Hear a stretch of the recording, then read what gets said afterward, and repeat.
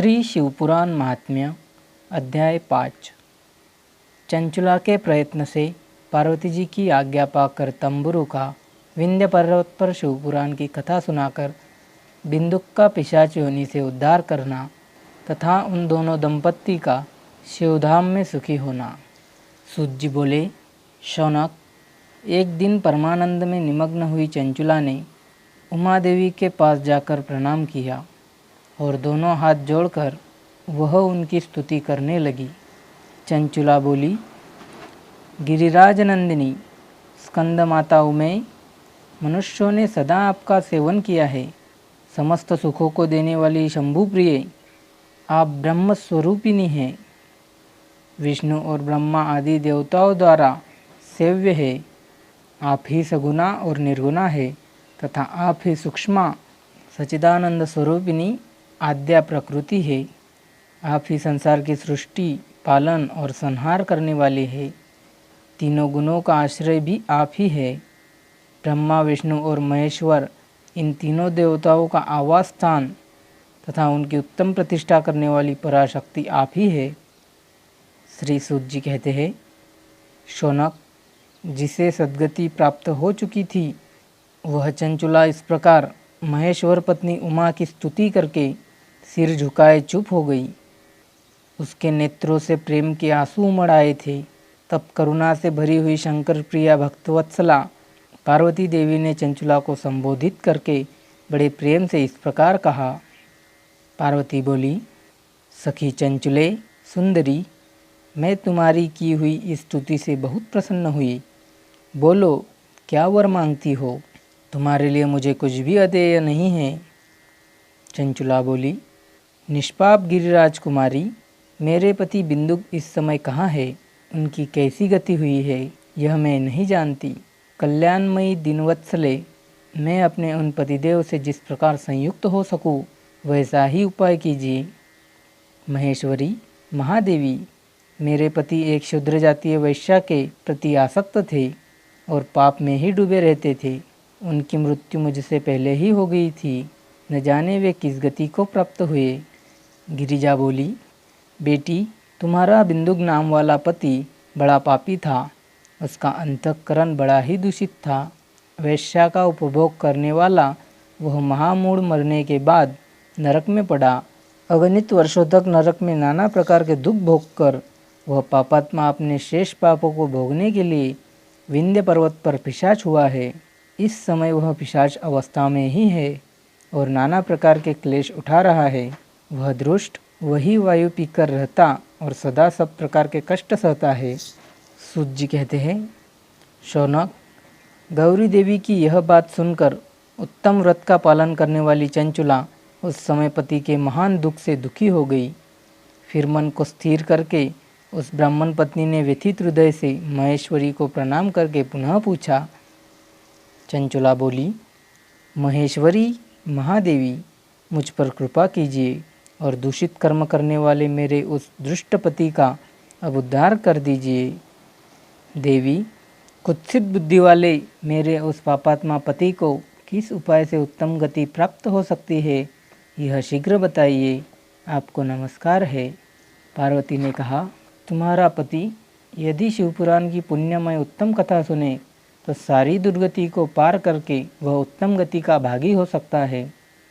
अमृत के समान मधुर अक्षरों से युक्त गौरी देवी का यह वचन आदरपूर्वक सुनकर चंचुला ने हाथ जोड़ मस्तक झुकाकर उन्हें बारंबार प्रणाम किया और अपने पति के समस्त पापों की शुद्धि तथा उत्तम गति की प्राप्ति के लिए पार्वती देवी से यह प्रार्थना की कि मेरे पति को शिवपुराण सुनाने की व्यवस्था होनी चाहिए। उस ब्राह्मण पत्नी के बारंबार प्रार्थना करने पर शिवप्रिया गौरी देवी को बड़ी दया आई। उन भक्तवत्सला महेश्वरी गिरिराज कुमारी ने भगवान शिव की उत्तम कीर्ति का गान करने वाले गंधर्वराज तंबुरु को बुलाकर उनसे प्रसन्नतापूर्वक इस प्रकार कहा। तंबुरो, तुम्हारी भगवान शिव में प्रीति है। तुम मेरे मन की बातों को जानकर मेरे अभिष्ट कार्यों को सिद्ध करने वाले हो। इसीलिए मैं तुमसे एक बात कहती हूँ, तुम्हारा कल्याण हो। तुम मेरी इस सखी के साथ शीघ्र ही विंध्य पर्वत पर जाओ। वहाँ एक महाघोर और भयंकर पिशाच रहता है।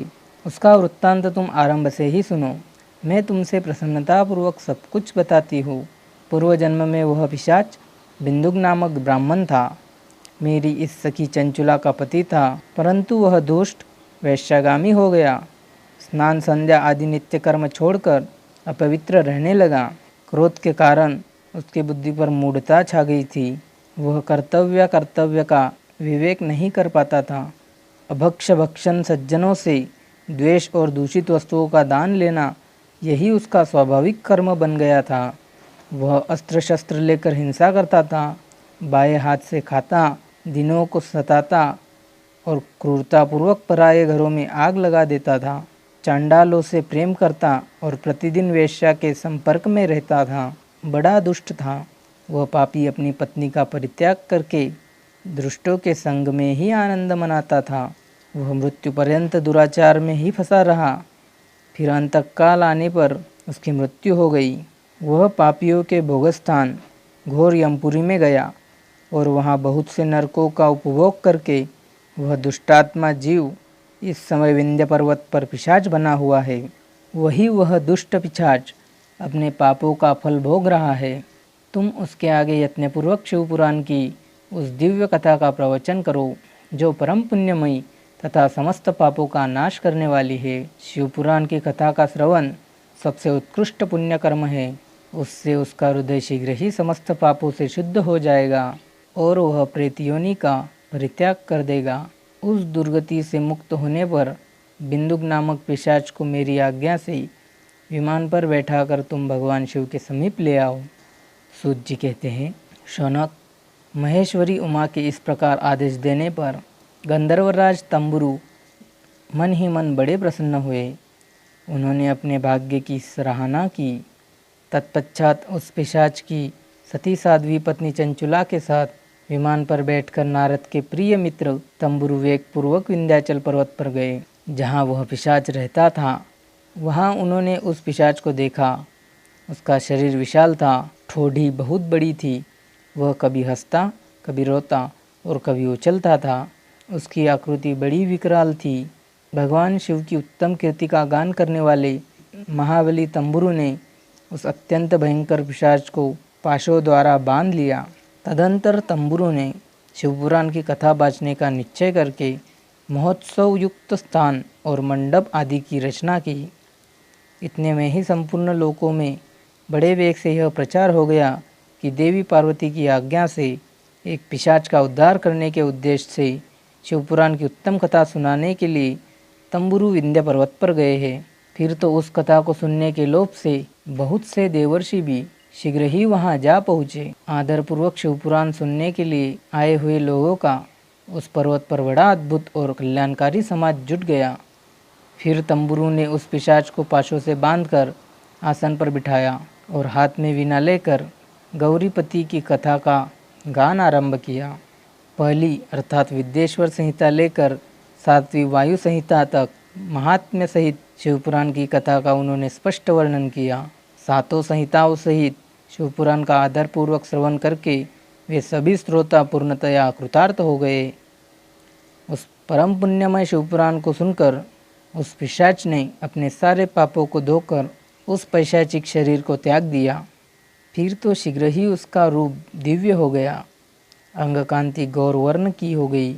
शरीर पर श्वेत वस्त्र तथा सब प्रकार के पुरोषित आभूषण उसके अंगों को उद्भासित करने लगे।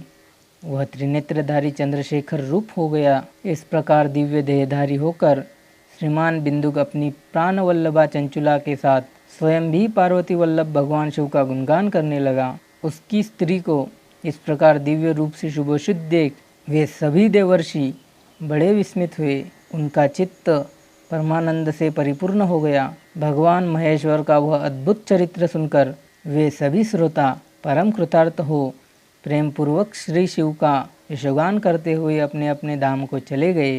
दिव्य रूपधारी श्रीमान बिंदुक भी सुंदर विमान पर अपनी प्रियतमा के पास बैठकर सुखपूर्वक आकाश में स्थित हो बड़ी शोभा पाने लगा। तदंतर महेश्वर के सुंदर एवं मनोहर गुणों का गान करता हुआ वह अपनी प्रियतमा के तथा तंबुरु के साथ शीघ्र ही शिवधाम में जा पहुंचा। वहाँ भगवान महेश्वर तथा पार्वती देवी ने प्रसन्नतापूर्वक बिंदुक का बड़ा सत्कार किया और उसे अपना पार्षद बना लिया। उसकी पत्नी चंचुला पार्वती जी की सखी हो गई। उस घनीभूत ज्योति स्वरूप परमानंदमय सनातन धाम में अविचल निवास पाकर वे दोनों दंपत्ति परम सुखी हो गए।